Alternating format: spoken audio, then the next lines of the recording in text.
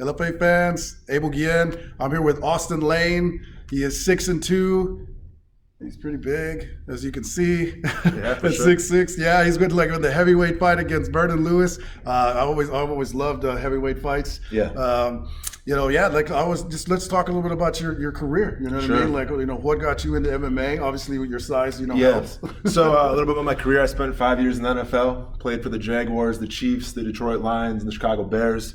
Going into my second season, during the offseason, actually, my coach suggested that I take up boxing to improve my hand speed for playing defensive end. Mm-hmm. So I went to a boxing gym, happened to be an MMA gym actually.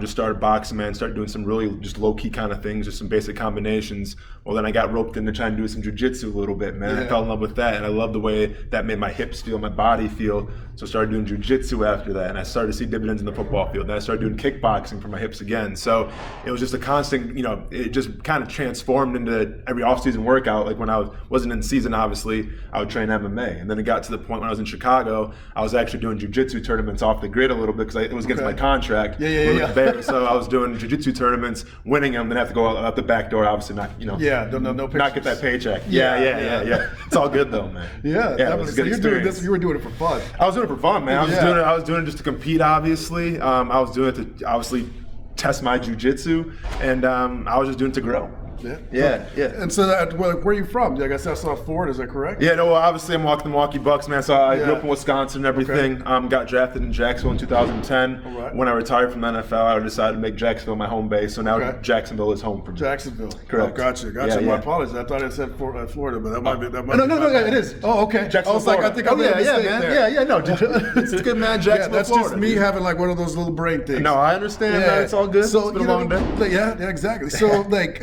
the Contender Series, you got in there with like Greg Hardy. You want to talk about that experience. For sure. Obviously, in this business, man, you either win or you learn. Yeah. And from that Greg Hardy fight, I learned a lot about myself.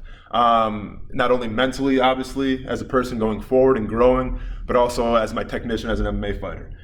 So when that fight went down, didn't go my way, obviously. We went back to the drawing board. We started from scratch again, kind of re-ingrain the basics of MMA and everything, and re-ingrain the basics of my striking. Not to take away my athleticism or anything like that, but we had to go back to the basics. That's what we did. Yeah, and so like the experience, I know I've always asked that people when they fight in like a Contender Series, because you're probably fighting in front of like 20, 25 people, and then three main people. Yeah. You have Mick, you have Sean Shelby, and then you have Dana White. Yeah. So explain that experience. Oh man, I mean, honestly, I didn't know they were even there.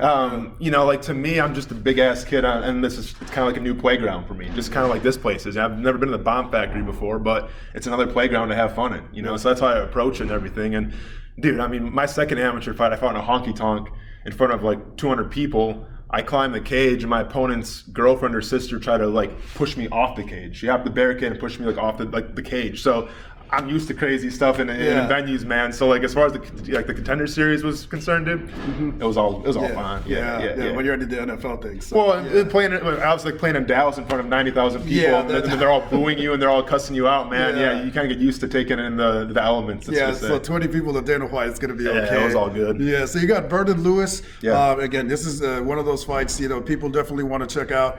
So what are you and your coaches expecting in Vernon? He's a big dude, obviously. Absolutely. What do you see as something that you need to Listen, I mean, he's obviously a big dude. He's very durable. It's kind of fitting that myself and him are fighting at the Bomb Factory because we both like to throw. So obviously we talk about two guys that want to throw down, man. What a better place to do it than LFA, So I'm very excited. I'm sure he's excited as well. And then all the people that go into making all the guys that, whether it be your jiu-jitsu coaches or your family, things like that. There's way too many, man. Obviously, my head coach, Matt Vanna. I got Big Phil in the back here. He's kind of like my wrestling coach and everything. He's kind of the bigger body guy I always go against. But there's a lot of people, man. My radio station that let me get off work for this, ESPN 690 radio. But everybody in Jacksonville, man, just trying to cheer me on, man, and I appreciate the support. Yeah, and I appreciate you taking the time here to talk to me. So you definitely want to come check out Austen Lane. He's going to be fighting Vernon Lewis. You can check it out on the UFC Fight Pass, or you can come out to the Bond Factory. That's March 6th.